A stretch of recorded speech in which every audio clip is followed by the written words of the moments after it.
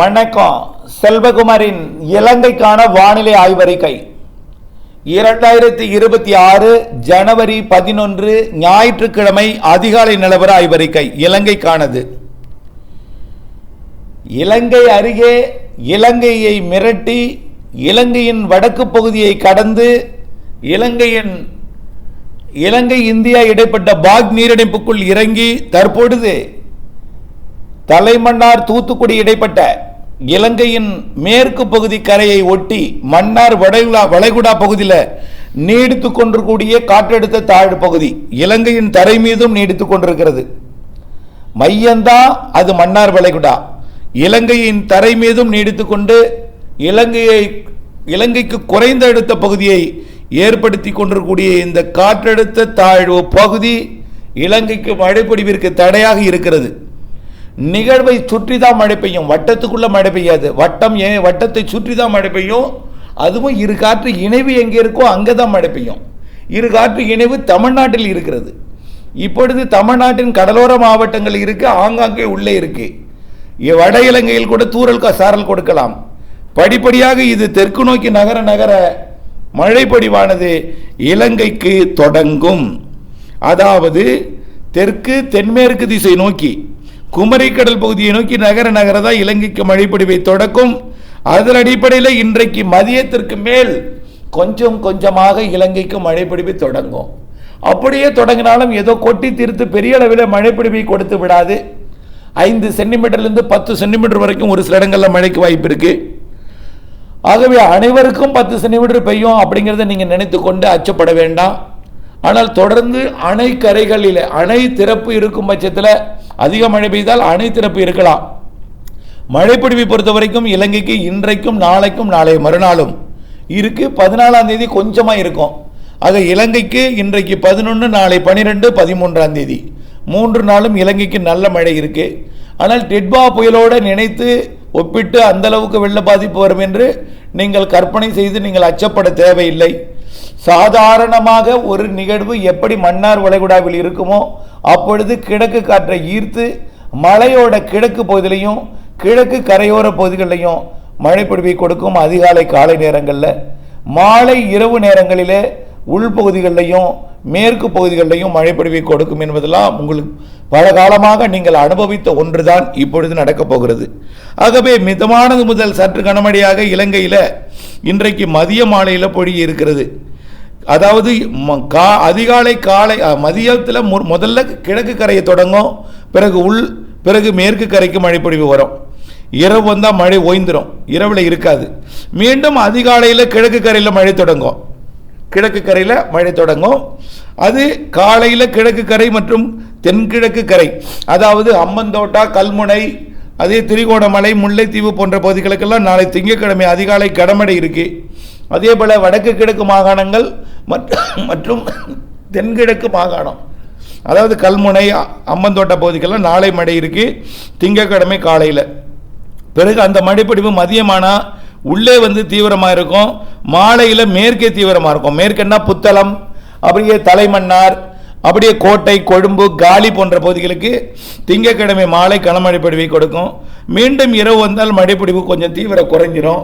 மீண்டும் செவ்வாய்க்கிழமை 13ஆம் தேதி கிழக்கு கரையில் மழைப்பொழிவை தொடக்கும். அப்புறம் உள்ளே நல்ல வலுத்த மழைப்பொழிவை கொடுக்கும், மாலை விலகும். இப்படியே 3 நாள் மழைப்பொழிவு இலங்கையின் ஒட்டுமொத்த பகுதிக்கும் இருக்கிறது. வரக்கூடிய 14ஆம் தேதியும் இருக்கு. ஆனால் 11, 12 கனமழை இருக்கு. 11 விட 12 கனமழை இருக்கு. ஏன்னா கொஞ்சம் நல்லாவே குமரி கடற்பகுதியை நோக்கி விலகினோம், அதனால நல்லாவே மழை பெய்யும். நாளைக்கு 12ஆம் தேதி திங்கட்கிழமை. 13ஆம் தேதி இன்று போல் இருக்கும். ஆக 11ஆம் தேதி போல் 13ஆம் தேதி இருக்கும். 12ஆம் தேதியை மையமாக வைத்து மழைப்பொழிவு அமையும். 14ஆம் தேதி சாதாரண ஒரு சாரல் மழை, நனைக்கும் மழையாக ஆங்காங்கே கொடுத்து இந்த சுற்றின் மழைப்பொழிவு வரக்கூடிய 14ஆம் தேதி விலகிடும். பொங்கலை மிக சிறப்பாக கொண்டாடலாம். இருந்தாலும் தமிழர் திருநாளாம் பொங்கலை கொண்டாடுவதற்கு கடந்த டிட்வா புயல் உங்களுக்கு பொருளாதாரத்தின் அடிப்படையில் கொஞ்சம் ஒத்துழைப்பு கொடுக்கவில்லை. இருந்தாலும் நாம் அறுவடை திருநாளை அறுவடை செய்யாவிட்டாலும் இறைவனை வணங்கி இந்த பொங்கலை கொண்டாட நான் அறிவுறுத்துகிறேன். இதற்கு பிறகு மழைப்பொழிவை பொறுத்த வரைக்கும், அதாவது இன்றைக்கு மிதமான மழை, மதிய மாலையில், நாளை அதிகாலை கடலோரம் தொடங்கி உள்ளே மதியம், மேற்கே மாலை இரவு. அதே போல் தினசரி 14ஆம் தேதி வரை மழை இருக்கும். 18ஆம் தேதி கொஞ்சம் பரவலாக கனமழை இருக்குது. இப்படித்தான் இருக்குது. வெடிப்பு உள்ள இடங்களில் மட்டும் முன்னெச்சரிக்கையாக இருந்தால் போதும். அணை திறப்பு இருக்கும் பட்சத்தில் ஆற்றங்கரையோரம் கொஞ்சம் முன்னேறிக்கு. ஏன்னா எவ்வளவு அணையில் தண்ணி இருக்குன்னு சொல்ல முடியாது. வழிந்தோடும் வகையில் இருந்ததுன்னா முன்னெச்சரிக்கை காரணமாக திடீர்னு திறக்கப்படலாம். ஆறுகள் எல்லாம் சின்னது தான், அணைகள்லாம் பெருசு.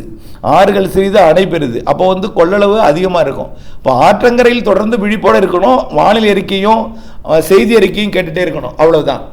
அதே போல் வெடிப்பு உள்ள இடங்களில் முன்னெச்சரிக்கை தொடர்ந்து இருக்கட்டும். ஆக அதனை தொடர்ந்து பொங்கலுக்கு இடைவெளி கொடுக்க போகிறது.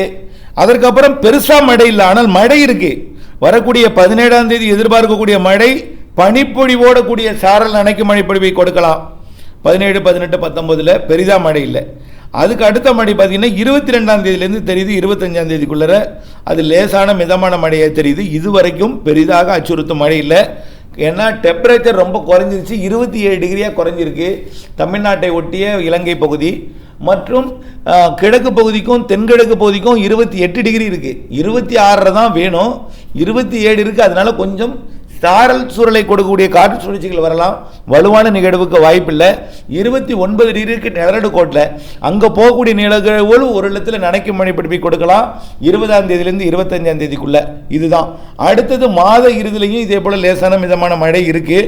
அது தொடர்பான அறிக்கை நான் பொங்கல் இந்த மழை முடிந்ததும் அது நீண்டகால அறிக்கையாக, கோடை மழை அறிக்கையாக வழங்குகிறேன்.